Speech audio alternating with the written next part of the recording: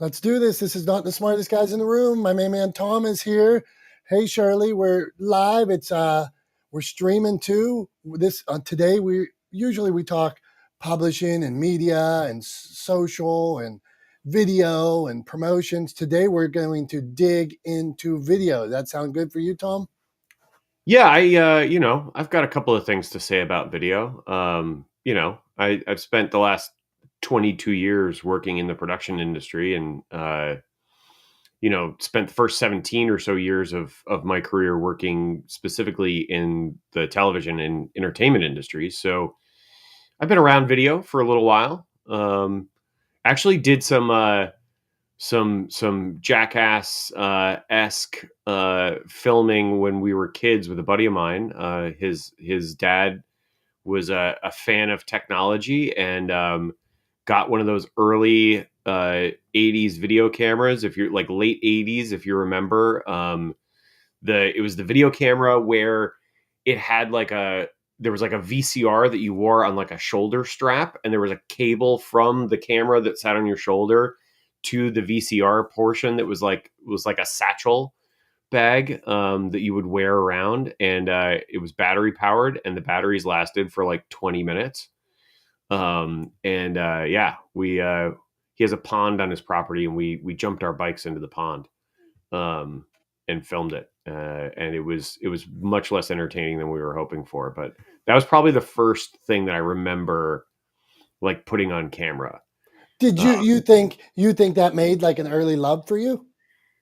I don't know about that. It made it clear to me that sometimes ideas don't translate to a visual medium, because it was really, we thought it was gonna be like the next, like the best thing we'd ever seen. We thought it was gonna be. We were absolutely convinced. If you had sat us down, and I forget how old we are, we were like maybe 8 or 10 years old or something. And if you sat us down beforehand and said, "What do you guys think this video is going to be like? What are your expectations for the viewing experience of what you're about to create?" We would have basically had you convinced that we were, about to create, the next Scorsese great, or we were going to be the Quentin Tarantino's of VHS home recording in the 80s, and it was nothing but massive amounts of disappointment when we actually watched it back. It was so anticlimactic. I can't even stress how anticlimactic it was to watch each other ride down a hill on poorly filmed videotape, and then just kind of like fall into the water. It was the worst thing ever. So it definitely did not inspire me per se, I don't think. But in hindsight, if I had to take a lesson out of it, the lesson was that sometimes your ideas and ambitions don't translate well onto tape or into a visual medium. So, but that was the first thing I remember filming. All right, let's do this. That's good stuff, Tom. And you need that same video thing again. I think you could do the coolest videos. I could just see you wearing that thing over your shoulder, and it just seems rad. So we're gonna dig into making video today, whether that's like last week we dug into publishing a little more, the roots, whether it was writing your story or um, how to market yourself. Today we're going to really dig into video. I'm going to put the Creative Con link up there too. Julie, if you might, we're going to have a December 2nd event, and just we're going to talk publishing, podcasting, production, promotion, public speaking, and it's a free event. So we're going to put that link up there if anybody would share it. And if you wouldn't mind sharing the room today, because we got a late start. I did not know that I had this room on replay every week, and I didn't know that you just automatically need to replay it. So I'll tell you a story in a minute. We're going to go to Julie and Prof T and Jason first. So Julie, video tips. What do you got? Anything you're thinking? Anything that you've crashed and burned on before making videos? Anything that we need to know? Go on, Julie. I've crashed and burned on every single video, so I am going to learn today. But thank you. How? So hold on, you don't get off that easy. Oh, How have you crashed and burned? Tell me an example of crashing and burning. I mean, I just do what I do. I know I don't do it at a professional level, but I kind of just go with the feeling. I mean, I guess I haven't crashed and burned on every video. I just did a video with one of my clients, and we've gotten like 2,500 views and tons of engagement. But it wasn't if you will. I don't know. I kind of just to myself. Yesterday, I did an Instagram live, which was interesting because I just like brought people up. But I mean, the Instagram live. Why is Instagram Live so hard to start and so hard to get off of? Did you ever notice that, Jolie? Like I'm like at the end, like powering down my phone and things like that. It I just don't know. I didn't yeah. have a problem ending it. It's just, I think it's, like I just had randos come up. There was no rhyme or reason. I'm like, let me just try this out. But by doing it Instagram live, and again, I don't believe like followers, what are followers?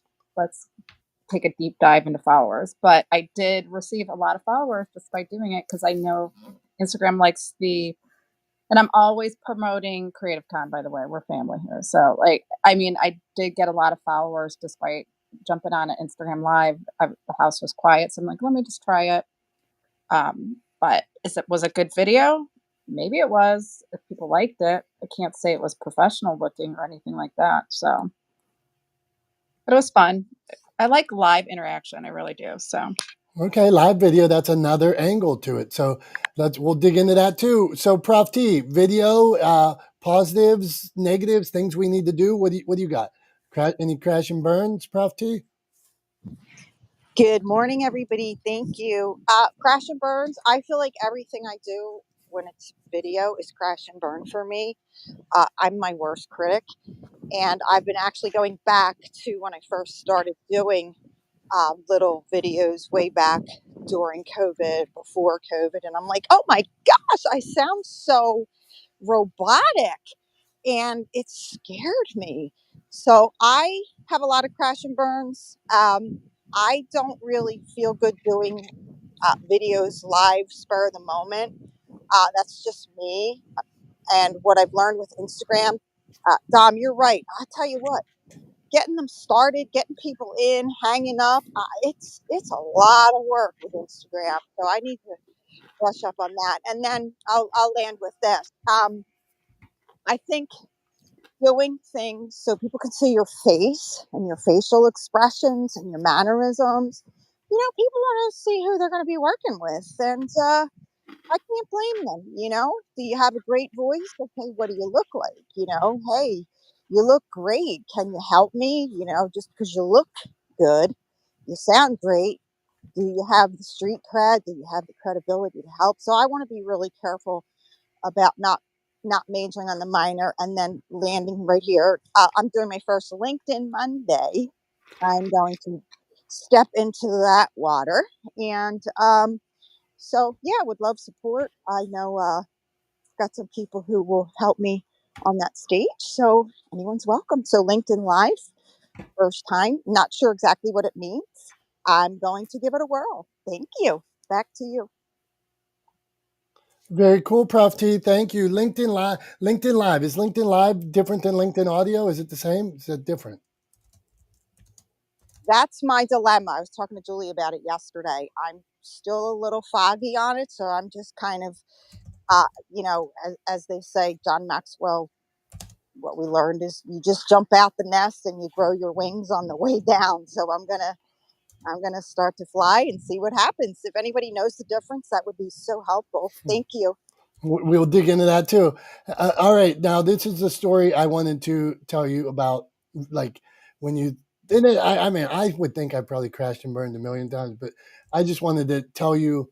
So I got this mic one time that it's like it plugs in. It allowed me. It's Bluetooth, so I could. It was the first time I could move away from my phone, and so I could go 50 feet away from the phone, and the microphone. I had like a little lapel mic, and then the other part was in the phone. Logitech, I love it. I left it in California. Damn it, when me and my buddy Jimmy were making videos on the beach, but I loved it. Anyway, I went to Times Square one day. I thought I was going to make the coolest video. I'm like, I consider Times Square the Mecca. So I'm like, I'm going down to the Mecca. I'm going to make the coolest video. My message probably wasn't there, right, Tom? But I do this video with this mic, and I'm standing 10 feet away from, like doing all this nonsense in Times Square. You can't hear any of it. It's the word, honk, honk, buses going by. Worst video. I had to actually, everything I said turned out to be complete crap because you couldn't hear it because bus, people walking by, things like that. Horrible. So that would be a waste of a video. And so sometimes bad audio is something that kills a lot of videos. So Tom, you want to dig in on that, and then we'll go to our boy Jason. Yeah, I mean, I got a couple of things. So, like, the first thing I want to talk about, and we'll get to audio in just a second, but there are a couple of things that popped into my head just listening to Julie and Prof T talk about some of the things that they've dealt with in trying to create video and use video as a tool. And the first thing that popped into my head was I want to really stress to everybody, I can't stress this enough, one of the most important things you can do is put in the time and the work and the effort before you ever pick up a camera, right? And what I mean by that is I don't think you should script yourself, right? Most people are not good at, because you're not practiced at it, you haven't worked at it. It's a developable skill, but most people haven't developed the skill to work from a script, right? And so if you try to read from a script, you're gonna sound pretty robotic, right? And the example I give for that is, we all remember being in like high school English class, and you're reading, the whole class is reading the same book, and the teacher goes around during class and has everybody in the room read a paragraph or a page, right, from the book. And as you do that, I want you to think back to those experiences, think back to it, and try to remember how many people in the room were really good at reading out loud. And I'd be willing to bet that if you're honest, the truth is maybe one or two, but largely speaking, nobody was good at it. Everybody sounded kind of robotic. And that's what people sound like when they're reading a script, right? It's a practiced skill. It's a developable skill, but it's a skill you have to work hard to improve. And a lot of people just haven't put in the time. So I don't want you to script yourself, but what I do want you to do is I want you to think about the video you're creating like a road trip, right? What I want you to do is I want you to first decide what your destination is, right? And your destination is the purpose of the video and the content you're creating. So pick your destination first. In the same way, you wouldn't just get in a car and start driving and say, oh, I'm going on a road trip, right? You would say, I'm going on a road trip to California, right? For me, cross-country road trip from New York, right? So whatever. I'm going on a road trip to California. I'm going on a road trip to Pittsburgh to meet Dom for the first time, right? Like, could be something like that. So you pick the destination first. And then everything you do from that point forward, as you work to create that piece of content, as you develop that video, that idea, is all in service of that purpose, right? Because you've laid that out. In the same way that once you pick your destination from the road trip, all of your planning is in service of getting to that destination, right? And there may be detours, there may be stops that you're planning along the way. You might want to go see the biggest ball of twine in the world on the side of the road or whatever, right? But ultimately, that is on the way to your destination, right? So pick your purpose first, right? You don't have to spend a lot of time scripting. You don't have to spend a lot of time laying out in excruciating detail everything you're going to say and how you're going to say it and when you're going to say it and in what order you're going to say it in. None of that kind of stuff. All you got to do is sit down and say, here's where I want to go, right? And then the other thing I wanted to say from Prof T, what you were talking about with how you think it's important, or you believe it's important for people to see your face, right? And that people like to be able to see the faces of the people they interact with. And there's a very, very clear reason why, right? Developmentally, for anybody who's a parent in the room, you guys have all experienced this. For anybody who's been around little kids, right? Babies, right? You've experienced this. Babies search out, right? Faces. They search for people's faces, right? When you pick up a baby, when you talk to a baby, when you lean over the crib of a baby, where does it look first, right? It looks to your face. It's instinctual. We have it, it's built into, coded into our genetics that we look for people's faces. Why? Because it allows us immediately, in an instant, to identify the emotions and the intentions of the person we're interacting with, right? Or listening to, right? So when you look at somebody's face, immediately you can tell, are they in a good mood, right? Whether or not they're in a good mood, whether or not they're joking, whether or not they're happy or sad or serious or concerned or whatever, right? Whatever the emotional temperature is and what their intentions are, right? Are they a threat? Right? Are they scary? Right? All of those things instantaneously as soon as you look at their face, right? So it's built into us. It's coded into our genetics that we look to people's faces to get a very quick read of the room, right? To get a very quick read of the interaction so we can determine whether or not it's an interaction that we should stick around for, right?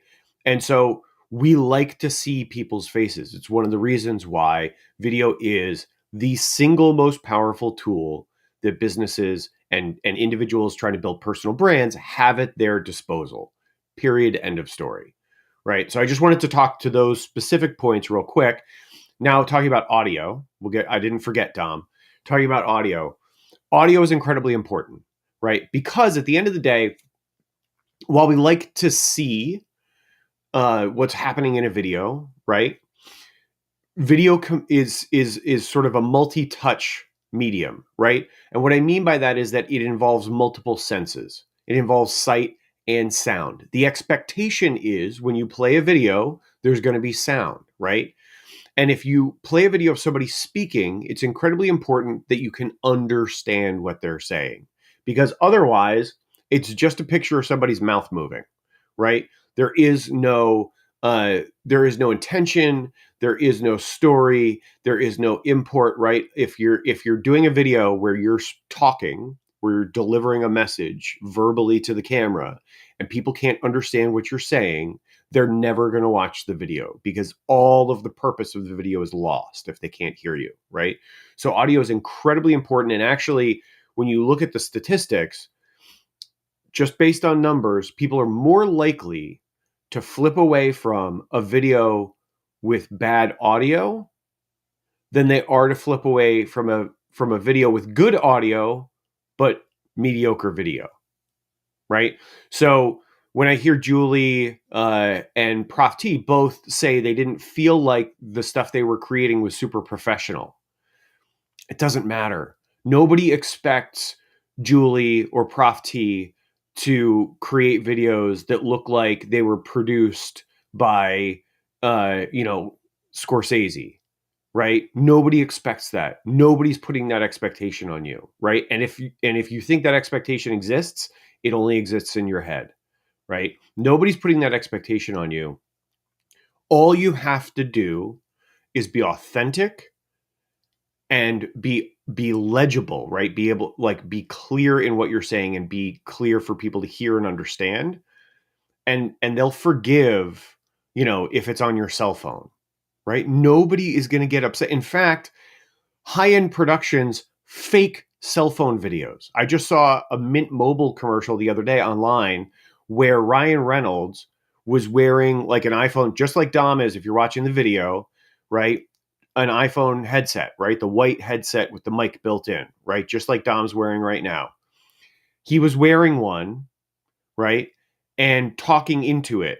Now, I would bet money that was shot on a professional camera, that it was recorded using professional microphones, that he was not actually talking into the microphone on the headset that he was wearing in the video, that was a prop, and he was doing it to make it feel like a video that people would recognize, right? And it was on TikTok, this advertisement, right? So he was doing it to sort of mimic what the expectations are on TikTok, right? So if Ryan Reynolds, who is like incredibly proficient in performing on video, if he is trying to make his video look worse, right, and look more amateur to appeal to a broader audience on the platform that he's on, I don't think you have to worry about it, right? I don't think you have to worry about filming stuff on your cell phone. I don't think you have to worry about, whether or not the camera shook just a little bit at a particular point, right? Is it legible? Is the purpose and the message clear? That's much more important than having professional, quote unquote, professional quality video. Because let me tell you, professional quality video isn't about the camera you're using. It's about who's filming the video, right? You wouldn't determine whether or not a carpenter was a professional carpenter based on the brand of hammer that they used, right? It's not about the tool. It's about the hand the tool is in, right? So just don't don't get hung up on those things. Like, don't get hung up on the little stuff. You're much better off to create video that's on point, on message, and delivers for your audience. So those are my thoughts. Was that enough, Dom? Did I go on That's for good. long enough? That's good. No, you went on. You did good, Tom. You gave us lots to think about, and we will continue. We'll continue around. Jason, man, what's up? You making videos? You care how you look?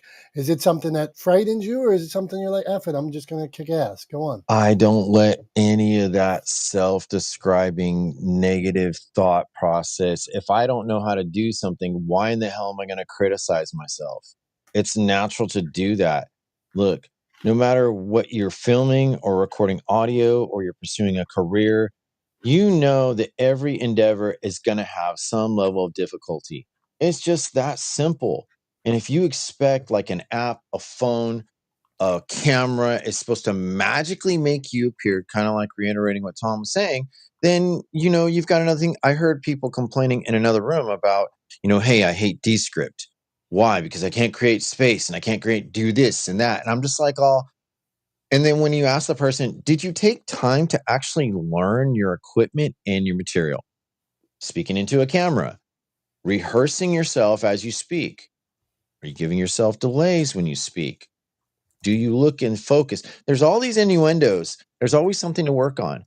But if you ever just give yourself the space to learn and practice and get good from one stage to the next and then continue to train, then you have something to work with. Video can work great for anybody, but you have to get off the high pedestal that you're on, that something owes you. You're not good. It's not worth your time. It's not worth your time if you don't have a paid interest.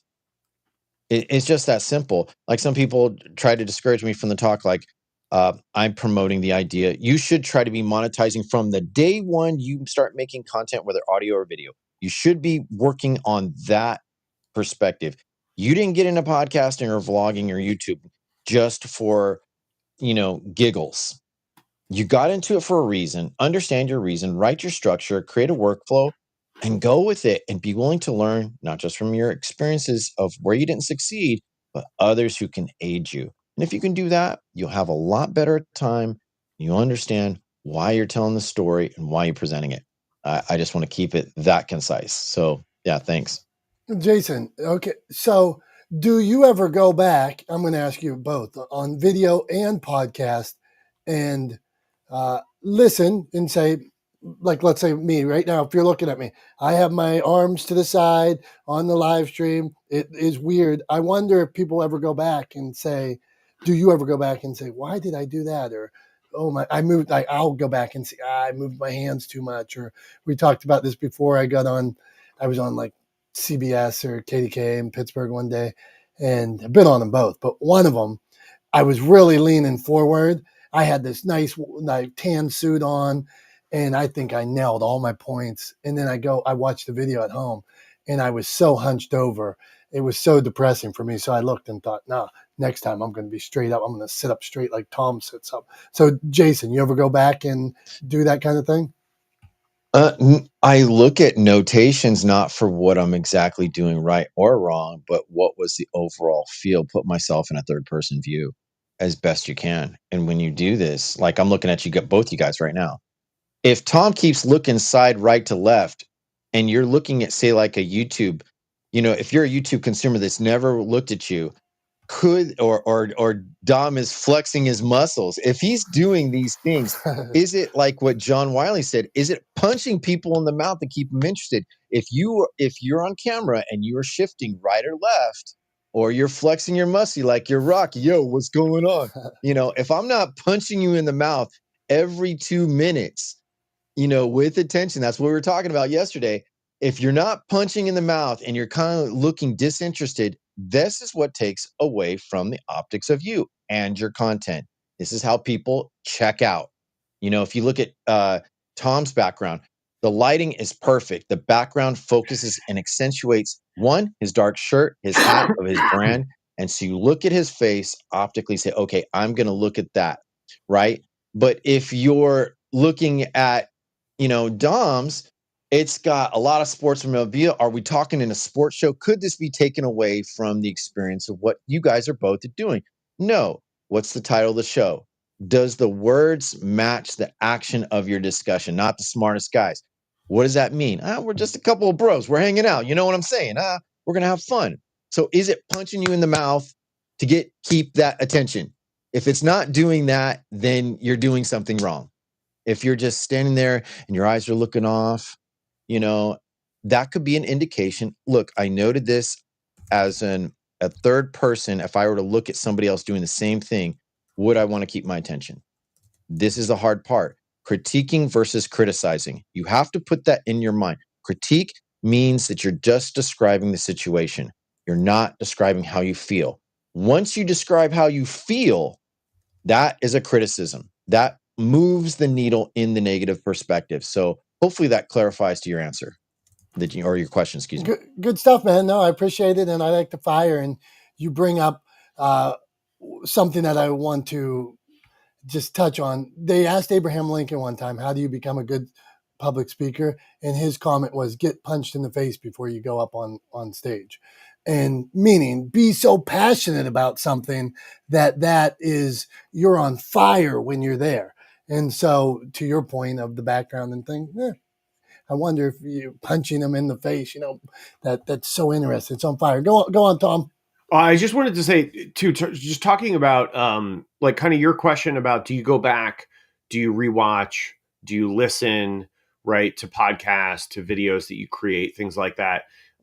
Speaking to that, I want to encourage people to do that, but I want to encourage people to do that only if you're doing it in a constructive way, right? I think, Julie said this before. This is a very common thing. We all kind of, I think most of us have probably said this at some point, that we're our own worst critics, right? We are almost always harder on ourselves than anybody else, more critical of ourselves than anybody else, right? We have a tendency to be self-critical. So if you're going to go back and you're going to watch the videos you make, or listen to the podcasts that you're on and watch your appearance on those, whatever the case may be, if you're going to go back and watch your content, I want you to make sure that you are watching it with the intention of improving going forward, acknowledging and accepting that you're not perfect and that there's always room for improvement. And so the purpose of rewatching it is to improve going forward, and that you are doing so with a reasonable set of expectations for yourself, right? And what I mean by that is, I have people often say things to me like, I don't do video because I could never create video. I could never do videos like you do, Tom, right? Like, people say things like that to me all the time. And I'm like, yeah, that makes perfect sense, because you've never worked in production and I've been in production my whole adult life, right? Like, of course, there's going to be a difference in our skill level, right? That's like being like, well, I'm never going to play a pickup game of basketball with my friends because I can't play like, somebody on the Sixers, right? Like, of course you can't. right? Like, or I'm not as good as a D1 athlete, so I'm not gonna play basketball with my friends. Like, that's a crazy thing to say. It doesn't make any sense, right? Because it's completely unreasonable for you to compare yourself to somebody who has spent years and years and years honing their skill set, right? So make sure that you put reasonable expectations on yourself. And the other thing you can always do, people love stories, right? I mean, this is like we could spend literally days talking about sort of the impact that storytelling and stories have had on human evolution, the evolution of culture and society, all of these kinds of things. It is literally coded into our genetics to like stories. People like stories, right? And there's this monomyth, right, called the hero's journey, which all the writers in the room, I'm sure, are familiar with, and probably the rest of you are too, even if you don't know you are. Right? It shows up in a lot of the most popular films. It's in like that we know, sort of like cultural, iconic, generational films, right? So like the Star Wars is a hero's journey story, right? Harry Potter is a hero's journey story, right? And then if you want to get it back into antiquity, the Iliad and the Odyssey are hero's journey stories, right? So like uh we love stories. So when you're sharing your story through video, bring the audience along for the ride. If you are actively working on improving your skill set when it comes to creating video, talk about it. Tell them, let them be a part of the journey with you. Let them see your successes and failures, right? Share them with the audience. Let them experience your journey. They will love you for it, right? So don't try to hide that stuff. Don't try to put forward this false veneer of perfection because nobody believes it, right? Be honest and authentic. Be relentlessly authentic, as I like to say, right? Be authentic with who you are. Bring your audience along for your journey as you work to improve your skill set. So thanks, Tom. I just wanted to jump in and you got me going today. All right, good stuff. And here we go. Hijacking. You're fine, man, and that's the point. Every week we have all types of experts in here. So last week we talked about publishing. Sometimes we talk about podcast media, social algorithms, all those different things. But I just wanted to make sure from a starting point that sometimes we do talk about the basics of video, like whether it's turning your phone around and making like I was busting on that Lumi commercial a couple weeks ago that I'm so mad about Lumi. Let's just put Jennifer Garner in the air. But they are mimicking a cell phone when they're doing their Lumi video, and it's whoever mimicking cell phone. So often I just want my authors and people I work with, turn the phone around. Give me 30 seconds. Give me 10 seconds. Try Clubhouse with your message. Try Clubhouse and get on one of these other stages. And can you tell your message in 30 seconds? Can you do it in 15 seconds? Can you be clear? Can you be concise? And it's the same with the video. Before you go speak for 2 hours, before you do a 2-hour video, before you do a series, can you do a minute? Can you turn that phone around and get interest? I don't want people to struggle with paralysis by analysis or, so much fear. Just try that. Start there. Start where you are today with what you have. Marcella, we're coming to Marcella. We're talking video. We're going Marcella, my buddy Brian P. Swift, John. It's Marcella, bro. Marcella. Well, thank you. Thank you, brother. Marcella, what's happening, Marcella? Tell us, you making videos? 3, 2, 1. No video for her. We'll come back to Marcella. Mr. Brian P. Swift, do you get up and make video? How do you decide to do it? Are you scheduling it? Are you planning it? Do you ramble for 10 minutes straight? Or are you saying I'm doing 2 minutes and I'm off? How are you doing your videos?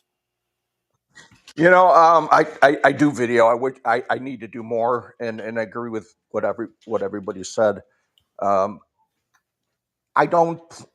do plan them because of the position I'm in. I usually need somebody around to give me a hand. or I like somebody to video them. So I do try to plan them out when I kind of have the help, and I do try to plan out the content. Occasionally, when I'm inspired, whether that's I'm on a ride or something, I will do one off the cuff. But I agree, and to Tom's point, um, I don't think that you need to be worrying about how perfect it is.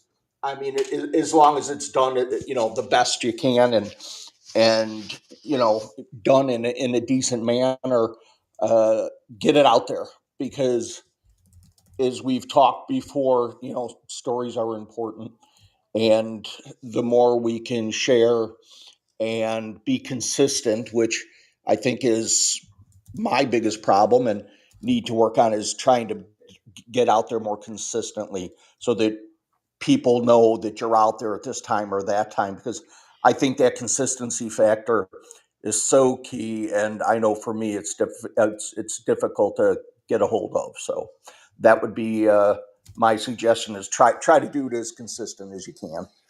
Thank you. All right, so I want to throw something out to Brian, and you guys, everybody can weigh in on it. If I'm Brian, I think I would get some kind of wireless mic. And I know like people aren't always around when you're at the house.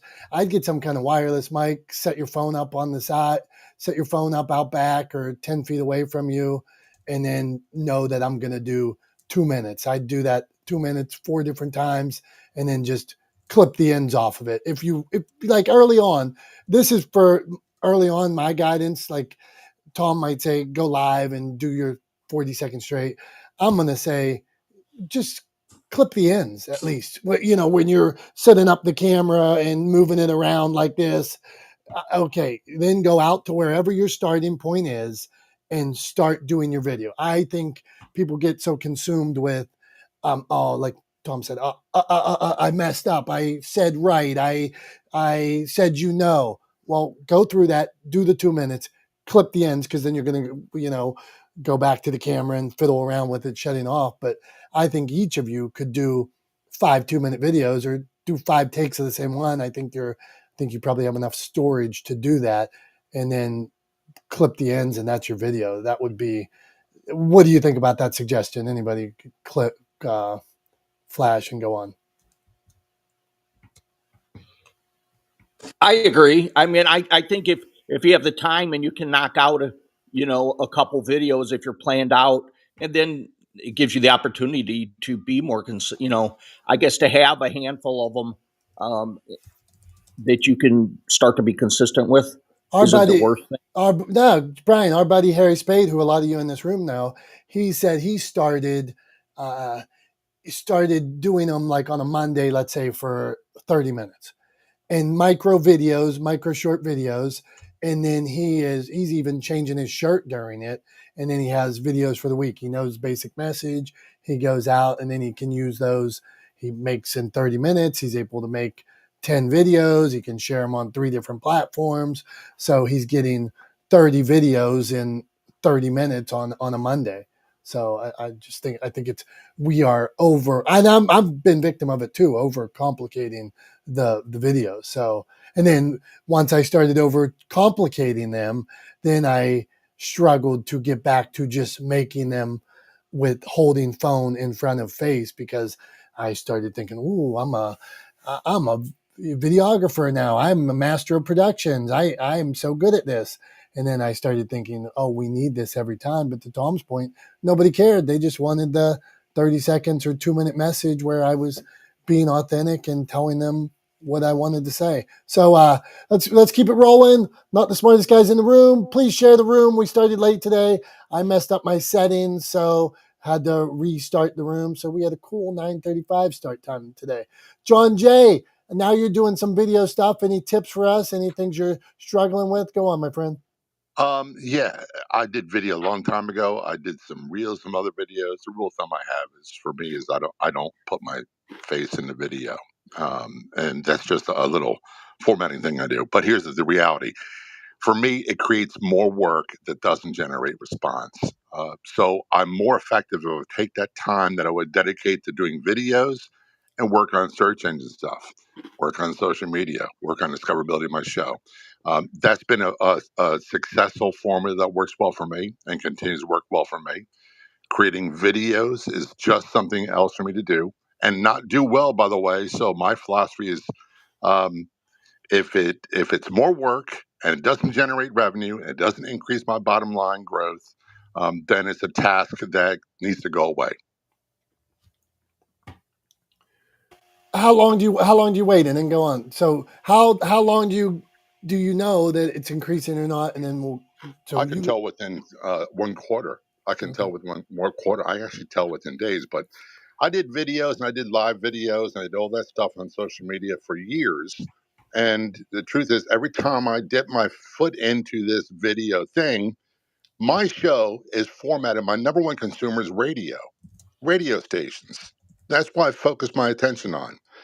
Then, secondly, is social media. And third is the podcast. And it's all audio based. Video creates more work for me and it doesn't bring about any results. None. So I just don't do it. I instead focus my time and energy on stuff that does bring about results. Thanks, brother. Go on, Tom. I would so I would just push back a little bit. And this is like a sort of a common complaint that I hear a lot about video, right?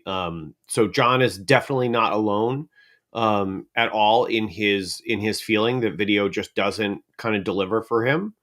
My pushback is that I feel like, or I believe, and John, if I'm wrong, please correct me. I know you will. It feels like you're doing a bit of an apples to oranges comparison, right? And what I mean by that is video is not a direct response medium, right? So when you talk about doing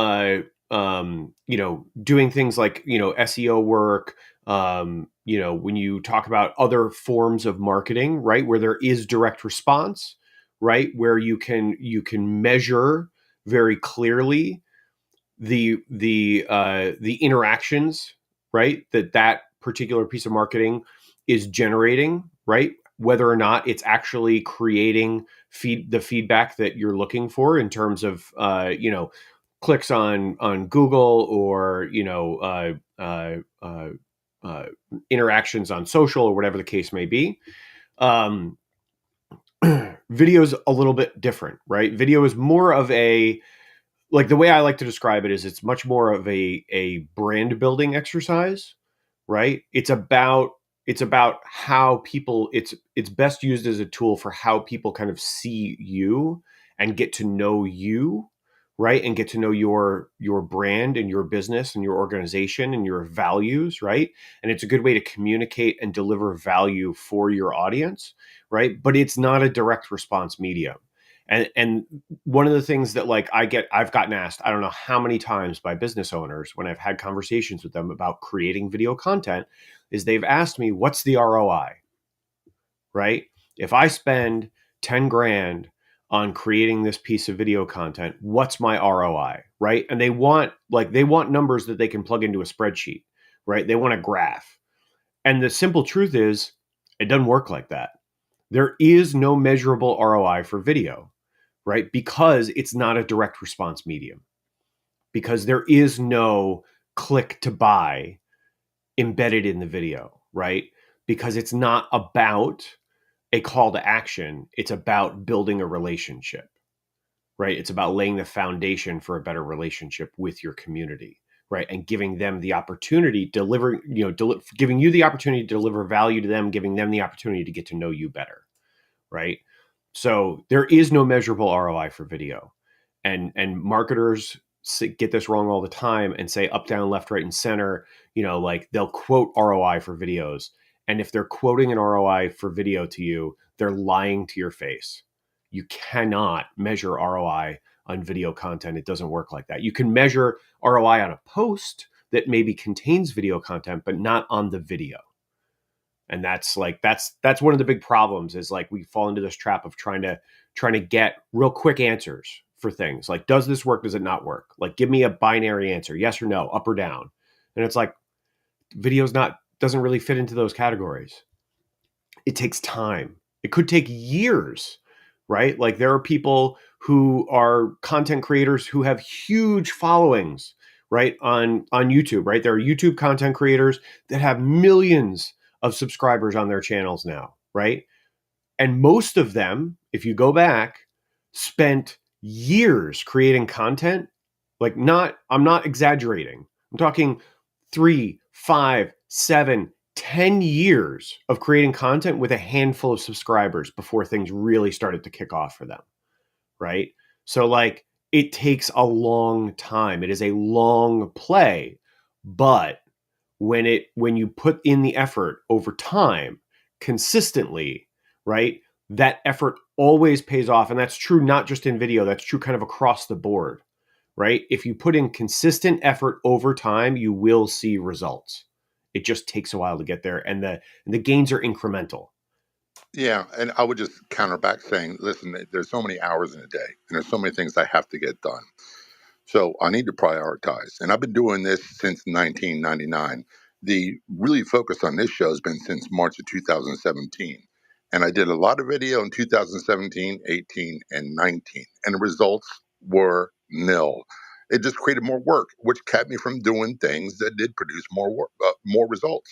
So I'm not anti-video. I'm anti-video done poorly. I'll just say this: if it comes down to prioritizing what produces results for me and what doesn't, what produces results for me is always going to win. Hey, so I go on, just Tom. want to say I appreciate that, John. Appreciate that. Yeah. Yeah, fair. And I'm just, you're making me think, should I get off threads today? As like, I mean, when we talk, John, you on threads still? Yeah, I'm still on threads, and here's my strategy is, and it's not a big producer, but the number one producer social media wise for me is Facebook, and then one called Newsbreak. And it's really not social media, but I put in that category because of followers and reactions and shares and things of that nature, which has a direct response on Google and direct visits to the website. But when I do new episodes of the show, which I'll do today, I post it on Facebook, and then I'll post it on every other social media platform as well. The two social media platforms that I post on every day, number one is Facebook. I don't produce on the other ones. And secondly is LinkedIn.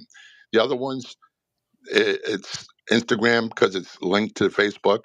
I do it about every third or fourth one, but I don't expect results from that. But the Threads one, if I get one more listener, it's worth it to me. Right on. I feel you with that. And so for me, when I'm sharing like YouTube links and bikes and hikes links and people's books and stuff, that's why I do it. If I share it all those places, it doesn't take that much time. I share new authors, places, all, on I flood all those places with links to buy their books, links to shows I'm supporting them. Maybe they get a direct buy. Maybe we get one more follower on one of those things. But I am wondering, to John's point, like on a thread or a Twitter or something like that, if I only have so much time in the day, sometimes I'm thinking, what could I cut out here? So, all right, we're going to keep going. Not the smartest guys in the room. Phil had a question before. What's up, Dr. Tachi, Carrie? Hey, Cade, Nikki, Kathy, we appreciate each of you. Marcella, I stopped on you before and I didn't get you. So, Phil, you had a question. We go left to right here, so that's why I didn't jump to you originally. But Phil, with the doodle picture, what do you got for us, my friend? Hey, Dominic, thank you for allowing me up. And hey, Tom, everybody in the audience.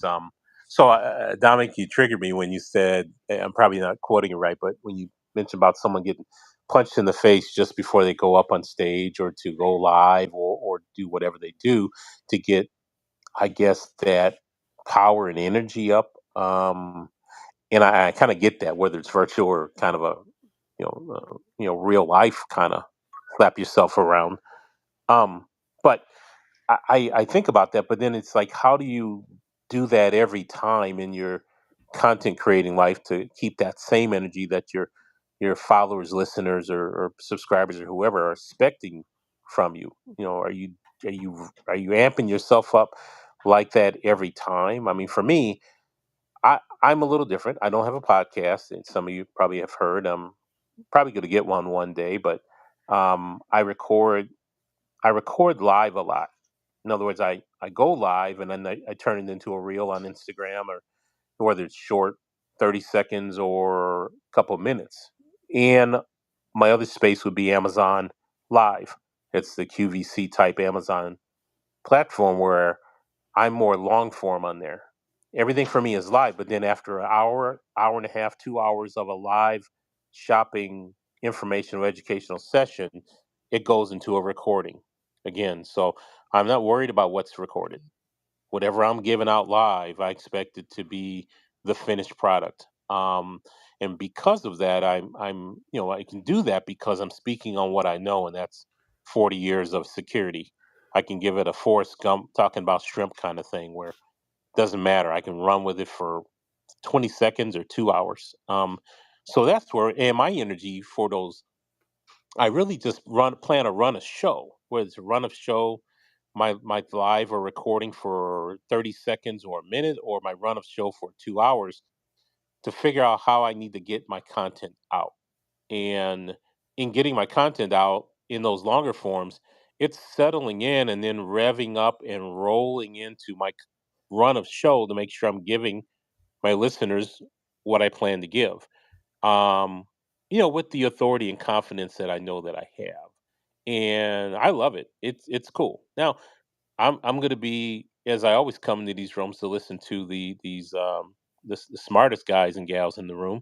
Uh, I've got to turn all this now into getting my podcast going. So I got to figure out how to do the same thing, and I will figure that out. But I appreciate you guys. You guys get me charged, and you get me fired up sometime. I love that slap in the face stuff, Dominic. That was pretty cool, and I might do that the next time I go live on, let's say, IG, and see if it really works. Thank you. Thanks for that, Phil. I mean, I would say, maybe getting slapped in the face is not always practical. Also, you might end up with like a big red mark on your face when you get on Amazon Live, right? Or get on your Instagram Live. I would say, I think from my perspective, I think you can get that same fire, right, from simply ensuring that what you're talking about is something you are passionate about. If you are passionate about your subject material, that fire will carry over to your audience. It will be evident to your audience. And the other thing too is, again, but like, place reasonable expectations on yourself, right? Some people have bigger personalities than other people. Some people are much more emotive than other people. Some people are going to jump up and down, and some people are like Jim Cramer on Mad Money, right? And some people are subdued, sitting at a desk and just being very frank, right? And both are okay. Both can be really good if it's genuine to who you are. So don't feel like you have to be Jim Cramer on Mad Money if that's not you, right? It's not me. You're never going to see me jumping up and down and honking horns and playing sound effects and screaming about something on camera, right? Like, that's it. And if I'm doing it for a specific effect and as a joke, right? Because that's not me, right? I would never do that seriously. I would do it as a joke though, because I do think the whole thing is ridiculous. But it's not my personality, and so I am passionate in the way I express being passionate about things. Right? I do it through my voice, through the intonation of my voice. I talk with my hands a lot, right? Which I'm doing right now. If you're watching the video, my hands are waving around in front of my face. And if you watch any of the reels and stuff that I post, you'll see how I'm holding the camera with one hand and my other hand is like constantly moving as I'm talking. So yeah, it's very individualized. And I wouldn't worry about, I wouldn't worry about sort of being over the top. It's that slap in the face thing is not about being over the top. It's about kind of that fire in your belly. And if you have that fire in your belly and that passion for what you're talking about, then I think that'll carry over to your audience. So just make sure you have those, you keep reasonable expectations and appropriate expectations on yourself. Don't compare yourself. Don't like it. Yeah. I don't know. I don't need to say it any other way. I'm done. I said it. Take it away, Dom. I'm stumbling over. No, you're doing good. I wanted you brought something up. So I do this show, Bikes and Hikes. It's on regional cable, airs in like 10 states, and then we air it on YouTube. So me and my buddy, we goof around, but we go out and explore nature. A couple weeks ago, we had a guy on. We went to see historic homes. The guy that a tour guide showed us around. He showed us the arches, the windows that were bowed, the 19th century houses, the 1920 houses, the pillars in front. Me and my friend didn't have to say a word, Phil, because this guy was so on fire about historic homes. And he was so good that really we sit there and just smiled because man, this guy was good, and he was so passionate about it, and he had studied in the Renaissance and all that in school and things. And man, when he got on camera, he didn't need to punch himself. It was the passion, and wow, we just watched in awe, really. And like now I want to go to these. I had never been to historic houses like that, and I can't wait to take my wife on the same tour now, and I see it's getting all kinds of views too. So this gentleman's killing. So, and we just rode his coattails. Uh, Live, not the smartest guys in the room. That's what I put on there today. Sorry, the room was late. I'll fix it up for next time. We'll have a bio and everything. Dr. Tachi, Prof T, you flashed there. I thought you flashed. Did you want to add something? Maybe I'm seeing things. Okay. Dr. Tachi, teach us about video. We were talking about Instagram Lives before, and you're killing on Instagram Lives. So go on, Dr. Tachi. Yeah, video. I'm trying to say what aspect. What aspect? Well, yeah, we're talking. So the idea today was all things video, meaning like we really dug into publishing last week. Let's dig into production video, whether it's sitting up straight or having good lighting like Tom or whatever you're doing. Just what are the tips and what are the drawbacks? For me, like Tom, I'm a production person, so I'm a stickler about. I shouldn't say a stickler, but I like to see well crafted, well done video. To me, it just says that you respect the craft, you respect the audience, etc. At the same time, I do see the place for off the cuff video that may not be perfect because ultimately it really is message first. All we have to do is take a look at YouTube and some of these vloggers that are trying, but they're not video people. And you can tell because it's like, why am I hearing echo? Oh, because they're using the onboard mic, but they have a great camera, but they haven't learned all the fine points of good video production. But they still have like 1 million+ followers. So ultimately, it is message first. But I still say also on the other end of that, respect the craft and take the time to look because it is a craft. So I think sometimes people think that because you have access to basically affordable cameras now. Most people have smartphones that will take good video, that everybody is now a videographer and you can do things however you want, but it's still a craft. There's still a reason you need to understand why you can't shoot in front of a window. There's still things that basic things that you should understand that respects the craft and still get your message out. Is everybody going to do it? No, but if if you want to take your things to another level, you ought to respect the craft and then do it properly because people we've been conditioned to expect things on a higher level to look a certain way. So if you're trying to do that, then you ought to emulate the look of things on a higher level. And then really quickly, finally, it was cool you're speaking about IG Live. I only really started doing Instagram lives to capture the growing audience that I had over there, and I was doing teasers to what I was going to do on YouTube, Facebook Live, etc. on the bigger show. So it's interesting that now it's like a major part of the strategy, even though I hate that the platform is because they don't do video well at all, live video at all. But because my audience is there, I feel like I need to stay there and be there. Part of what I do is also migrate them over to the other platforms, but I know that there are some people that just won't move, so I stay there. So last week I did on a whim, one of the viewers, Mediascope Massive, asked to do a conversation about, I'm sure you've heard by now about the food critics and Atlanta and all of that. So I said, okay, well, we will do a conversation. And so we did a conversation, and we were talking about two of the food critics. Well, lo and behold, one of them comes on, and not only comes on, but also comes into the live.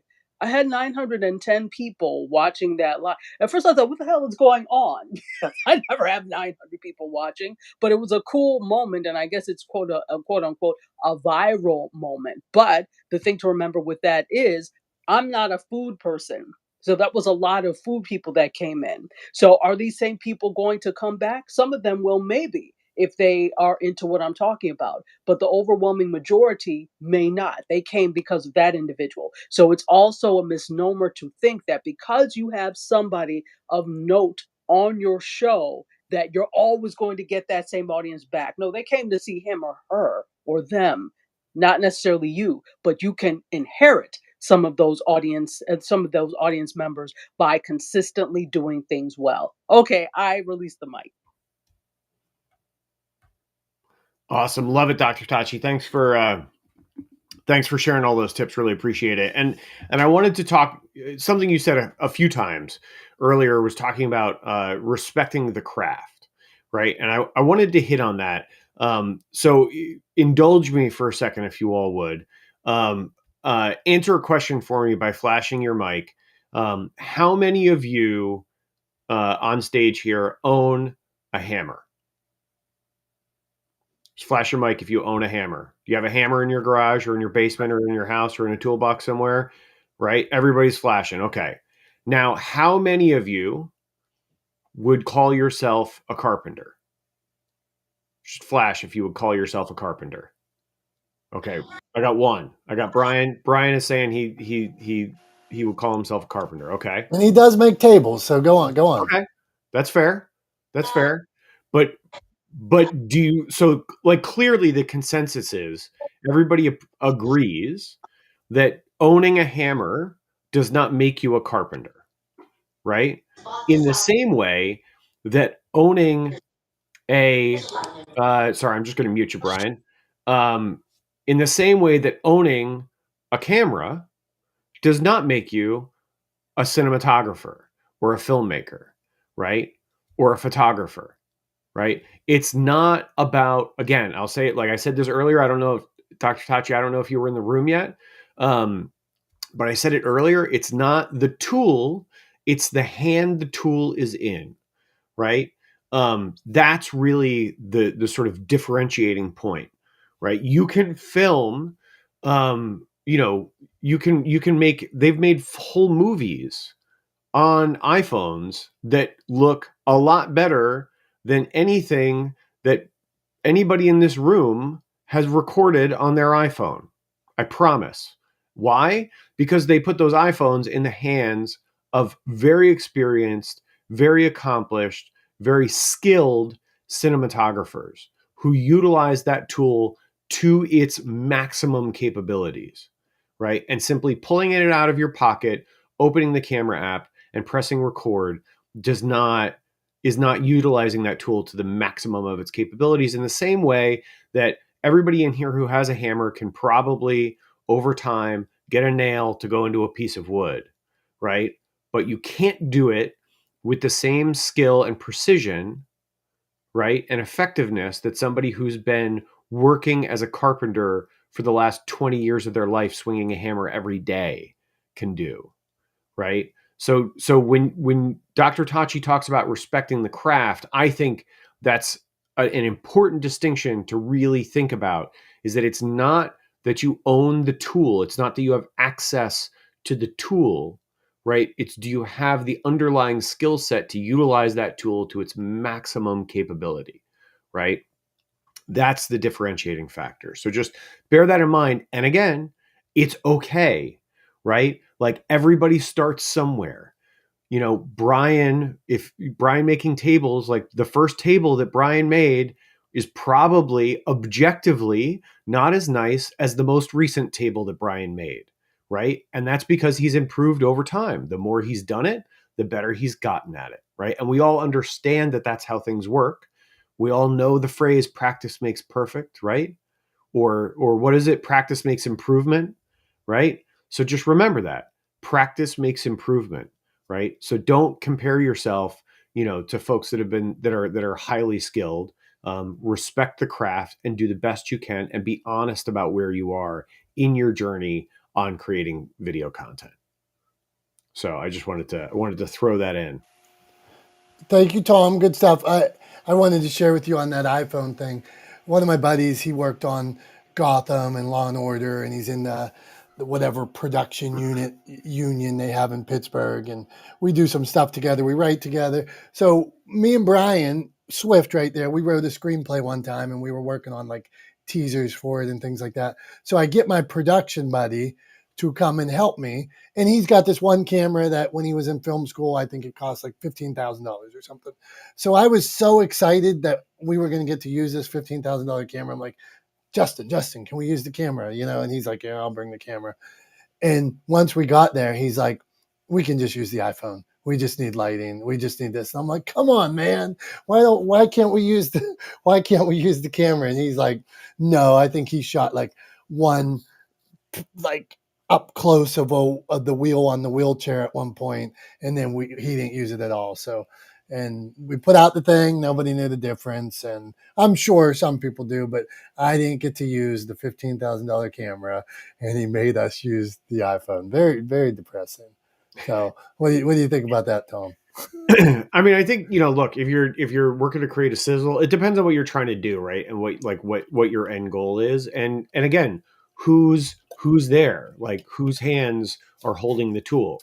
I mean, look, if you've got a really high quality tool and you've got the hands to utilize that tool to its capabilities, then I mean, my argument would be use the tool, right? Like I wouldn't Didn't let me. Hold on. Well, Didn't he let was going to you. use it. Yeah, well, of course he wasn't going to let me.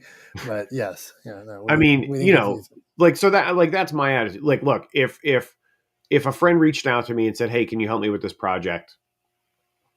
Can you shoot it for me?" Right? And I showed up, like, I would use my equipment. Right? I would use, because I know what I can do with that equipment. I would use that equipment over an iPhone all day, every day, because I have much more control over what happens, what the image output is of that equipment, right? Like I could grab my camera and show you all the buttons on the side of it. I guarantee that, like, to the average person, they would look at that and just go overwhelmed. I have no idea what's happening. Like I can't even begin to play with your FX9, right? Which is like my main camera. It's a Sony FX9, right? But to me, all of those buttons say I have a lot of control here, right? I can really dial the image, right? What the camera is producing, how the camera is seeing the world. I can manipulate it to get the best out of the sort of constraints or the context in which I'm operating. So, I mean, I would always use the tool, the best tool I have for the job, right? Is, and I don't know, I wasn't there. Maybe the iPhone was the best tool for the job, right? I don't know, but like, I'm always going to go for the better tool if I have like the best tool for the job, right? Period. End of story. There are times I've done, like internationally, globally broadcast television shows where we filmed a whole bunch of like big sections of the show on GoPros because they were the best tool for the job, right? Like it was the best tool for the job. So that's what we used. Right. So like, I've done, multi-million-dollar budgeted productions, and we were filming chunks of the show wholly on GoPros because that's what made sense. That was the best tool for the job. So that's what we did. Right. So like, it's not always the most expensive camera. It's really about the best tool for the job. So, I mean, usually my best tool is that FX9, right? Like that's if like that I own, right? You can obviously go up from that, but that I own, that's my best tool, and that's going to be the tool that I bring to bear most of the time. But the camera that I use for this live stream and for like my Zoom calls, if anybody does a Zoom call with me, like this is how I look on Zoom too. This isn't just for the live. I don't just get pretty for the live. I do this every time I'm on camera sitting at my desk. And Dom knows, he can tell you this is how it looks all the time. I take this camera and I use it professionally depending on the situation, right? Like it's also a really high quality camera. But it depends on the job. Like it depends on the application, and it depends on the context in which you're operating. So I don't know. I think always use the best tool for the job, and sometimes knowing the best tool for the job is part of the expertise, right? Well said, brother. Not the smartest guys in the room. We do this every Wednesday. Thank you for being here. We will see you again next Wednesday. We're not going yet, though. We got Carrie. We're going to talk to Carrie, Jamie. Carrie, making videos. I know you do photography. You making videos too? Any pros, cons? What do you got? No videos, and I'll tell you why. So I've been listening to you guys talk about this person who has a $15,000 camera. When you are a professional, though, the file size is a lot larger, which means a lot more work. And you only have so many hours in the day. And so if you're making something that's like an award-winning film, or you're getting paid a commercial rate, then you make different choices. So for me, I edit and shoot and sell my images all day. And I also write, and I'm a podcaster. And so the quality control requires a lot of editing in photography and in content creation and podcasting. And so to add video, I would need to pull on another team of editors. I just don't have the time. And that's just where I'm at. I produce a really good podcast. It takes a lot of time, and people listen when they're walking or folding laundry, and they come for the content, and they stay for my personality and my caring and all those things and my flawedness. And it's like what John said, we're radio personalities, we're broadcasters, and I take it very seriously. And I take my photography very seriously. So all that fine detail and perfectionism, it's a lot of time and a lot of work. So I have not been able to add the video yet. And that's just my honest feedback on it, because I just feel like I can't do everything well without some support. So I'd be interested in hearing what people think about that. I want to go to John Jay first on this. John, if you were, just because it's unique, because John basically said, hey, there's only so many hours in a day. So is it, in Carrie's case, is it so many hours in a day that you just Yeah. can't add it? What do you think, John? I think Carrie is, and I have some insights because we worked together for quite a while. Carrie has an idea of what she wants to do. She puts a lot of time and energy in not just her podcast, her show, but in promoting it. And by the way, Carrie, the job you did on the photo for last episode was phenomenal. But she's also a top notch photographer, and she doesn't do anything half ass second rate. So she's like me. It's a matter of time management. When a position comes up where I have time and I have the money to be able to hire people to do something else, then maybe I will do video. Maybe I'll do like The Rock does, where I do 5 different videos in one day, and then don't do it again for a month. But that's what they do, and they have entire teams behind them. People like Carrie and I do not. We're one man bands, and we've got to find a way to make it work. So we have to manage our resources and focus on, and I'm not saying it's for her, but for me, I have to really focus on what produces results to help me get to where I want to go. All these other things are nice, but if they don't produce results, then it's something I don't have time for.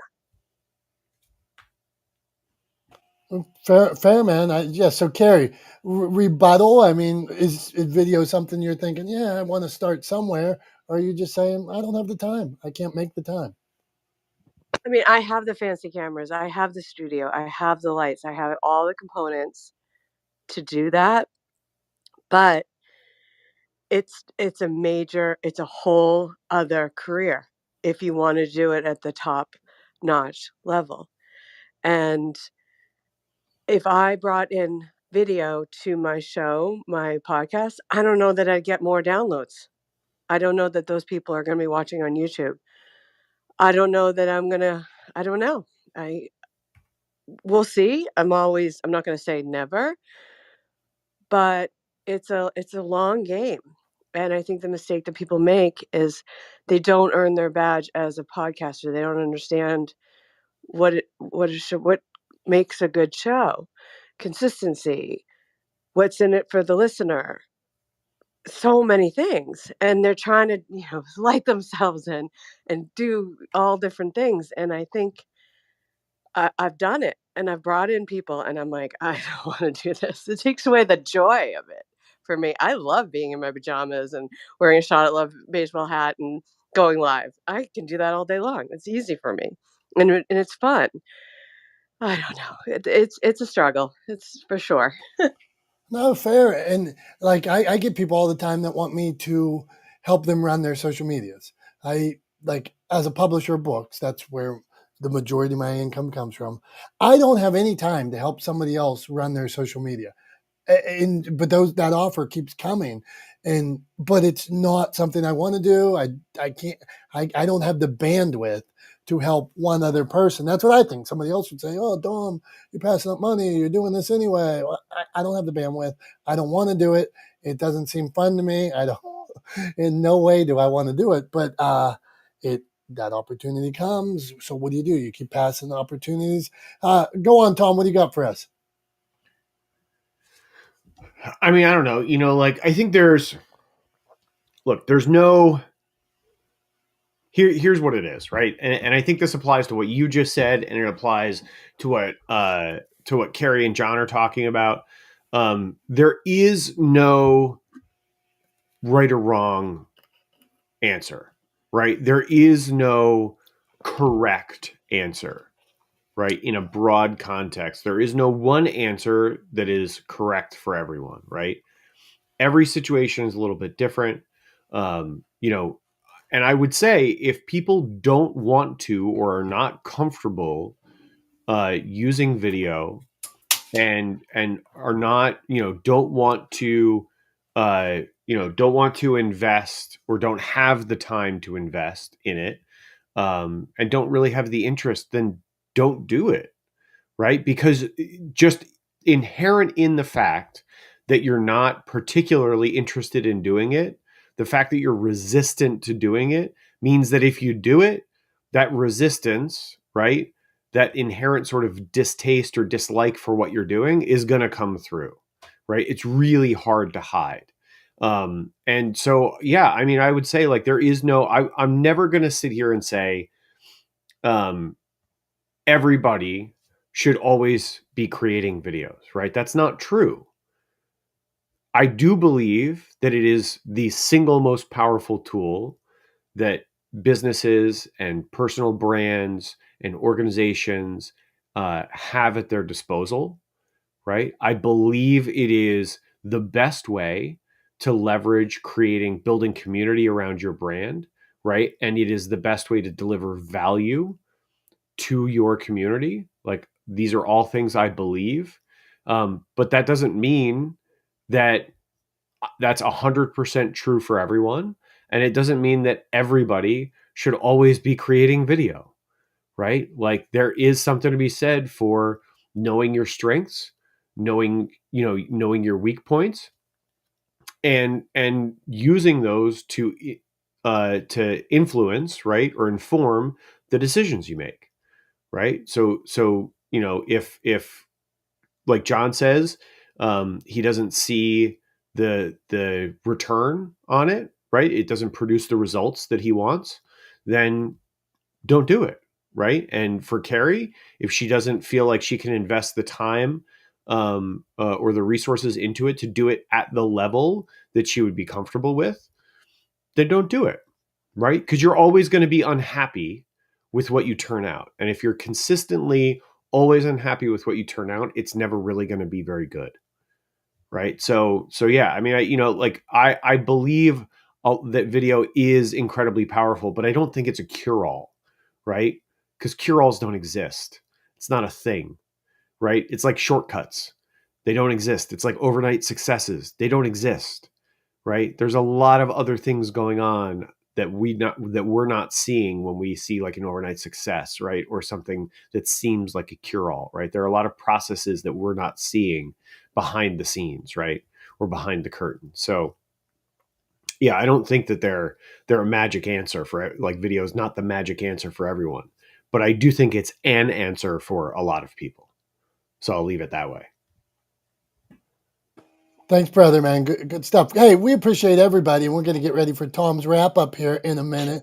But first, it is for anybody watching the live stream, it is show and tell time. So we do this every week. So, and then I tell you about it. So today I am going to pull up.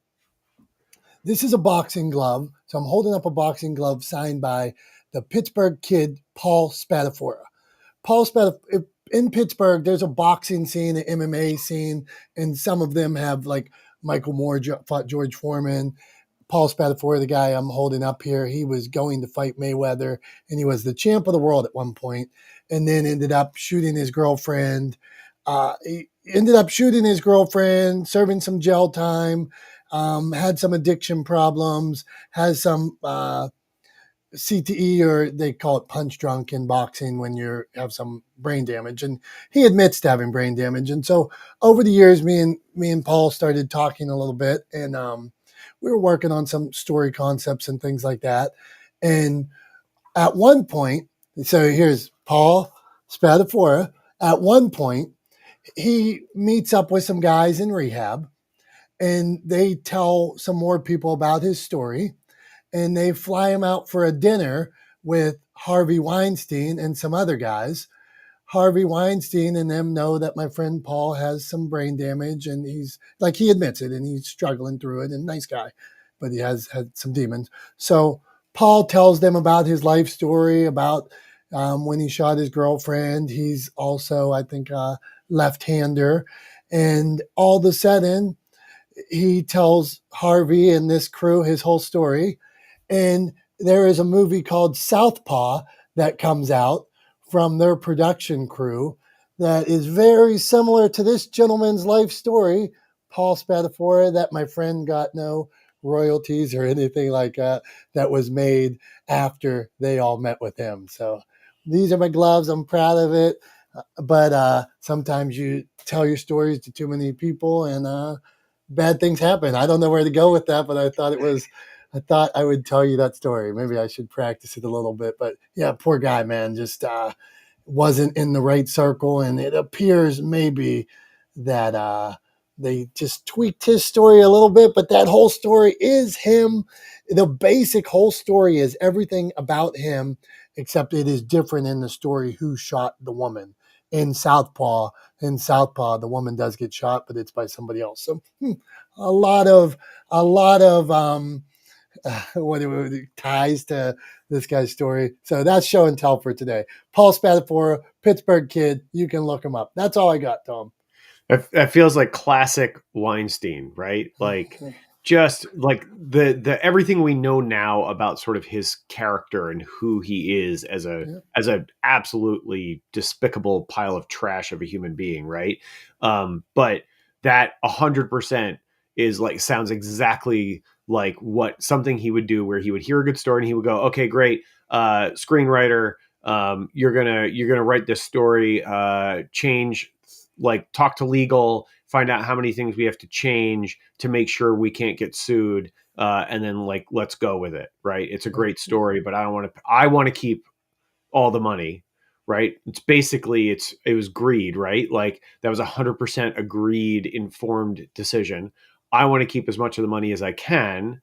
I don't want to give any to this guy who's got brain damage from Pittsburgh, right? Paul Spadafora. I don't want to help him out. I don't want to pay him any royalties. So it's not going to be his story, right? We're gonna act like we just came up with this story, but he basically handed it to them on a silver platter. It's one of those things. It's unfortunate that the reality is that there are people out there that will do that, and unfortunately, some of those people are in positions of power, right? Like Weinstein was. But you know, I mean, now he's exactly where he deserves to be. Yeah, And probably. I'll just put Yeah, it. I'll just leave it at that. That's Weinstein is sitting. Harvey Weinstein is sitting exactly where Harvey Weinstein should be sitting. Right? Like he got what he deserved. yeah. Right? And What goes then, and, around then, came around and bit him in the ass real hard. and this guy's still struggling with a lot of stuff, you know, and just to be taken advantage of, it's tough to see, man. So, hey, this is not the smartest guys in the room. We do this every Wednesday. I appreciate each of you. Now Tom's taking a big sip. This is where I sign off because I've said enough for the day, and Tom takes us home with puts a tidy bow on what we've done today. So thank you, Tom. Thank you, everybody. Go on, Tom. Thanks, Tom. Yeah, I was taking a little sip, you know, lubricating the vocal cords so I could pontificate here at the end of the show as I usually do. So thanks everybody for being here. You know, not the smartest guys in the room. Like Dom was saying, we do this every Wednesday. Today we were at 9:35 a.m. instead of 9:30 a.m. because we make mistakes. We're not the smartest guys in the room sometimes, right?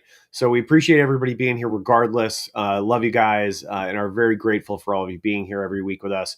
There are two things I want to talk about real quick, and then I'll give you my final thoughts on video content creation, which has been sort of the topic of the day.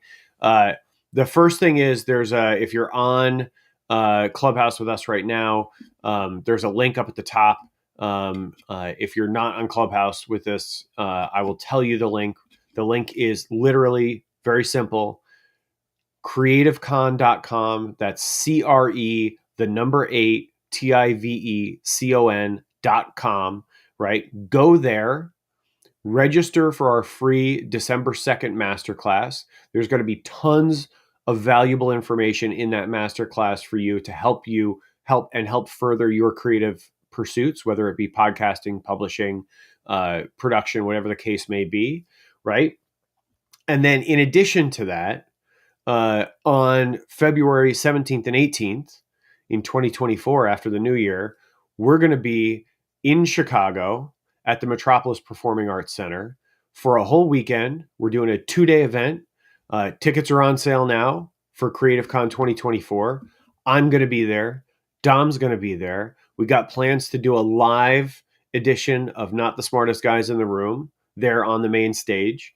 We're both going to be involved. We're going to be teaching. There's going to be a ton of workshop programming. There are going to be a ton of speakers there delivering value. There are going to be panels delivering value.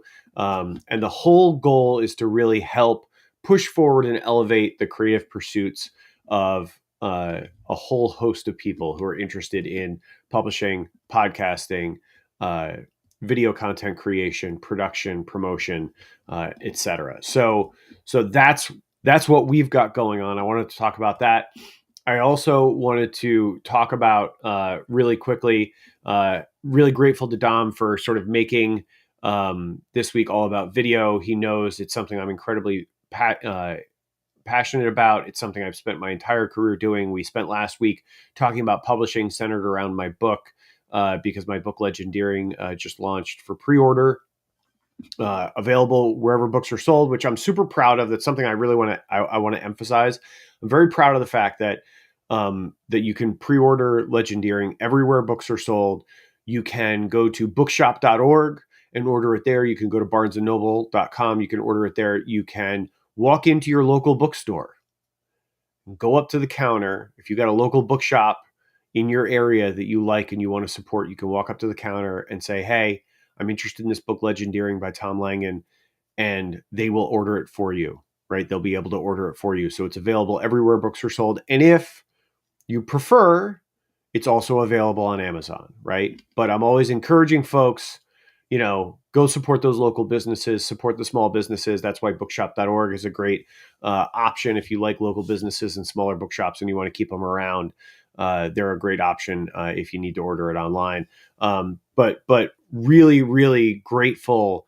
Shirley just asked in the chat to put the link for the book. Literally, Shirley, if you type Legendeering Tom Langan into Google, you'll get about 30 links of where to buy it. So just type legendeering Tom Langan into Google. So there's, like I said, or you walk into your local bookshop and ask them for Legendeering by Tom Langan.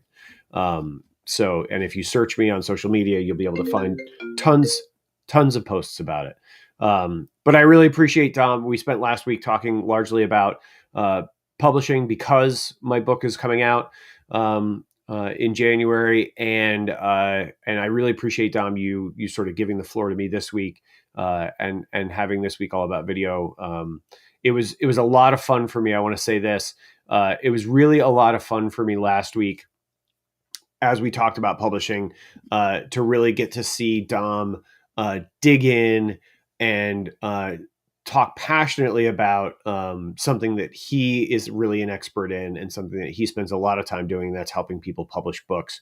So if you missed last week, go back and give it a listen. It was a ton of fun to listen to Dom really speak passionately about publishing and dig in on something that he clearly has spent a lot of time working towards gaining a mastery of. So I just wanted to share that as well. And then lastly, I said earlier that there is no one size fits all solution, right?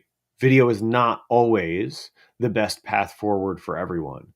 But I do believe that it's an incredibly powerful way to grow a community around your brand and to share your story with your audience, whoever they may be, right? And to deliver value to your audience, right? Whoever they may be.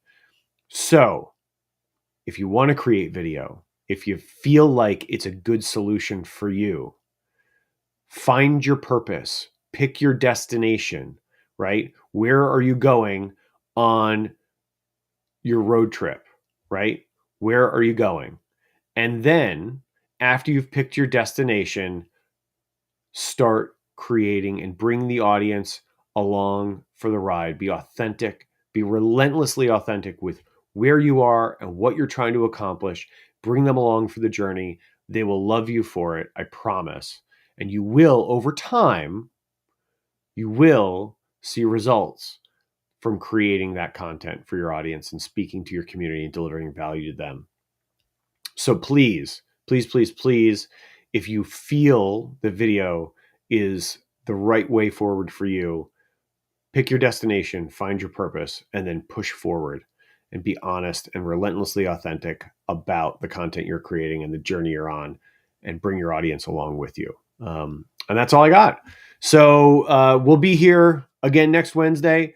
I think we've already circumvented the issue we had today. So we'll be here next Wednesday at 9:30 for another week of Not the Smartest Guys in the Room. Thank you all so much for being here. We really appreciate you guys. We love you. And we can't wait to see you next week. Until then, have a great rest of your week. Love you. And bye-bye now. Bye-bye. Bye-bye.